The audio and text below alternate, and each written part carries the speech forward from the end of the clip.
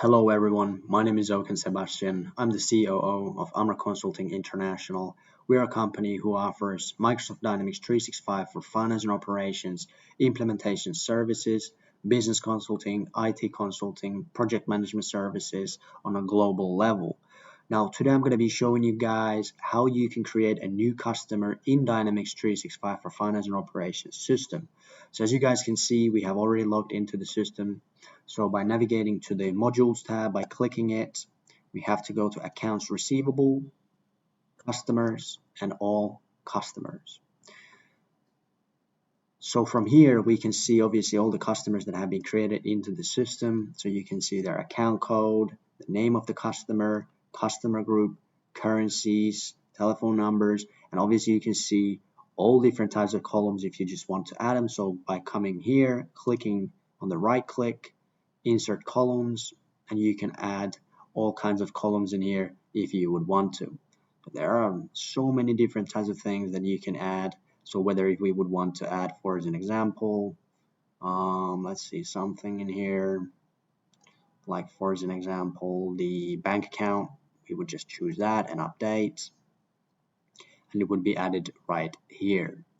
So now, like the topic of the video is to create a new customer. So by coming up here to the left corner, by clicking new, we can actually create a new customer into the system. So these are just test purposes. We're not actually going to create a real customer. So we're just going to give it a name as new customer. But you would obviously give the name of your customer right here, and the customer account. It can be whatever you want. Like for as an example, if you don't want to give it as a name, it could be the same way as in here, like new C, 001 for as an example. We can do that as well. Give it a name, new customer. Then we need to add the customer group. So by clicking this button here, we can see all types of customer groups. So these are pretty much the groups. If you want to kind of categorize a group, put your customers in a specific group, whether if it's an internet customer, a retail customer, a major customer, or whatever. But if you don't want to use any of these and you want to create a new one, by right-clicking this button here, go to View Details, and we can actually create a new customer into the system, new customer group. So let's just extend that.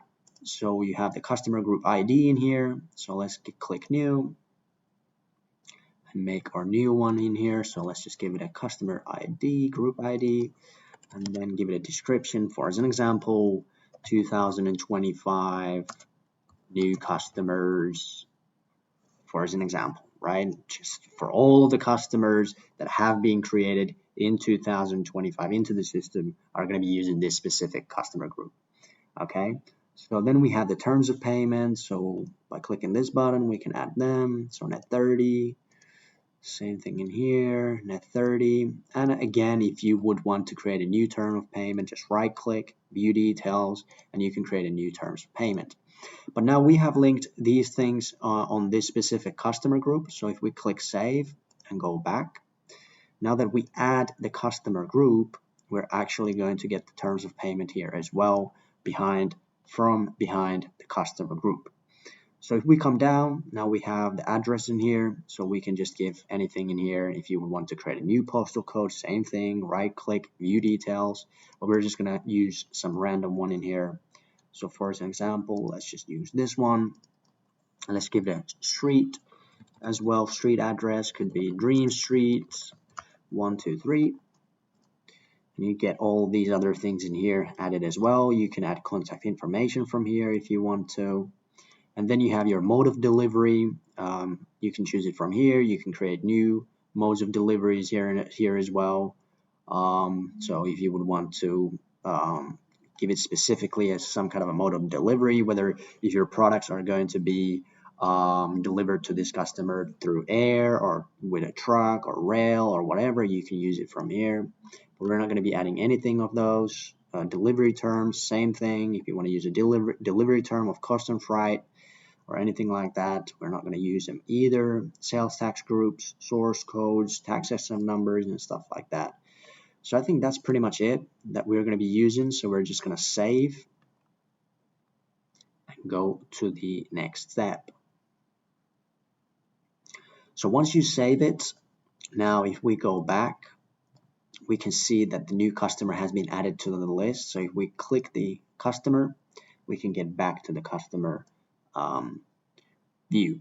Now from here, obviously we have the basic details, but as you can see, if we go down, we can't really see any other information. So we can right click in here and click expand all.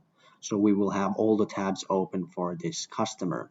So now we can actually go and add some details for this customer. So we can give the organization detail, basically how many employees the organization has, of 1,000 employees. If the language you want to change for this customer, the base language, we have E and US. You can add the organization number and stuff like that. But if we come down a little bit, now we have the address in here. This is the business address. You can add all kinds of addresses in here, like a warehouse address or stuff like that. And then you have your contact information. So by clicking add, we can add a phone number if we want to. So for an example, phone number, let's just give it a number in here. For an example, just a random number, and put it as primary. And then if we add an email as well, it always goes up when you save it. So let's just go back, click add. Let's add email as well. So click here, email address, and we're just gonna give it an email address here quickly. New customer at newcustomer.com.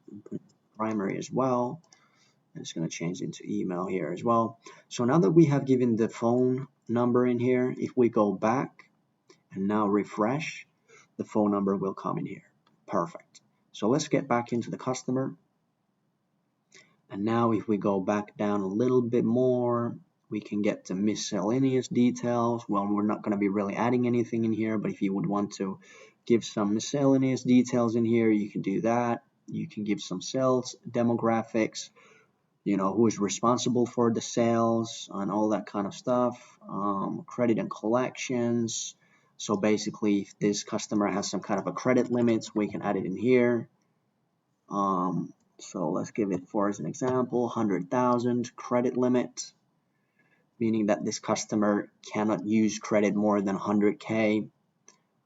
Then you have your expiration dates for the credit limit as well, if you want to add those kind of things.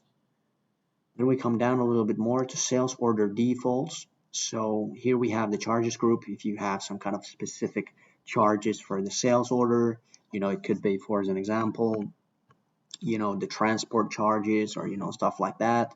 Or if you want to give some specific site or warehouse locations for the specific customer, from which site or which warehouse these products are going to be delivered to the customer and stuff like that. We're not going to do that. You can add item customer groups, all kinds of things in here. Honestly, you can give all kinds of details if you would want to. You have the terms of payments or method of payment. Obviously, let's put direct debit for as an example. We're going to be using that as the payment method, or it's going to be used the method of payment of electronic. And then you have the bank accounts in here, that cash discounts, payment specifications, etc.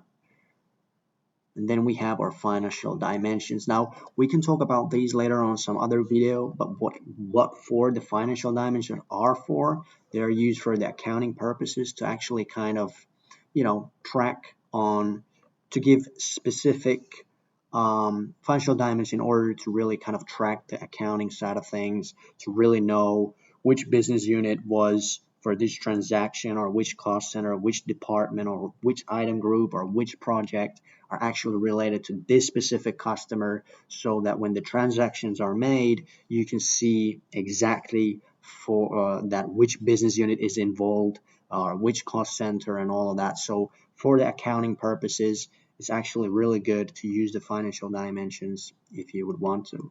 So for an example, I'm just going to show you by clicking this button, you could add department of finance or sales and marketing or whatever. Same thing goes with all of them. If you would want to have a specific cost center in here, you can choose them. And for the accounting perspective of things, it's going to help a lot to track the transactions and knowing which kind of departments are actually behind these buyings and all of that, right? So then you have the invoice side of things. You have these in here. If you would want to add those, you can add them as well for transportation and commerce and stuff like that. So you can add all kinds of things in here, guys. And from up here, you can see the customer level, whether if you would have some kind of a balance on the customer, we can get it through in here by clicking this button. But obviously we don't have any kind of transactions or anything on this customer, so there's no balance, there's nothing for this customer. You could see the bank accounts from here, credit cards, and all kinds of stuff. So it's just loading it for a little bit in here. And from here, you would open transactions. You could actually see all the open transactions for this specific customer, right? Then you have the sell here. You could see the trade agreements, sales orders. You have your invoice. So by clicking here, you could see all the invoice journals for this specific customer. But obviously we don't have them, so there's not going to be anything in here. There's no data. And from here you can see the totals, the voucher, the transactions, charges, posted sales tax, and etc. We have the collect side. So if you would want to have some things added, you can add them from here. Collections, projects, service, market, commerce, and all that kind of good stuff, right? So these are pretty much all the basic things that we added in here. We didn't do anything crazy, but you can obviously easily add them by here if you would want to. So that was pretty much for all about today's video. This is how you can set up a new customer in Dynamics 365. And I hope you guys get something out of it. I'll see you guys on the next one. Peace.